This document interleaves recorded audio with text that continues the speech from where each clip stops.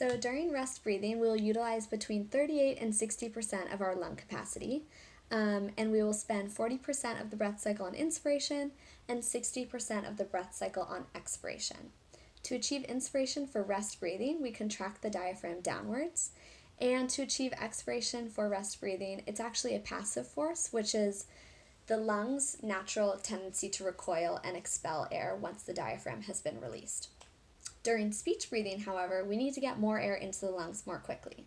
As a result, we engage neck muscles and pectoralis muscles to expand the rib cage, and on expiration, at times during speech, we need to engage accessory expiratory muscles to push out additional air. So these include the abdominal muscles. During speech breathing, we will also need to tap into greater lung capacity. So we'll tap into the inspiratory reserve on inspiration. However, the expiratory end of our breathing during speech should still fall at the trough of the tidal range.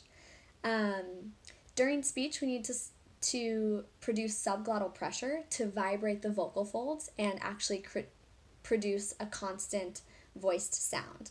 So subglottal pressure is vital to speech for this reason, and it cannot be produced without the air from the lungs, so it is reliant on the respiratory system. During speech breathing, we spend 10% of the cycle on inspiration and 90% of the cycle on expiration. Because we are spending so long on expiration, we need to elongate the flow of air from the lungs on expiration.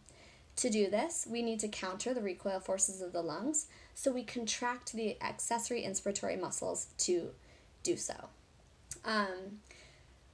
At the end of an utterance, we may have run out of pressure in our lungs and we need to get out additional air, so we contract the accessory expiratory muscles like the abs to push out that additional air to complete an utterance.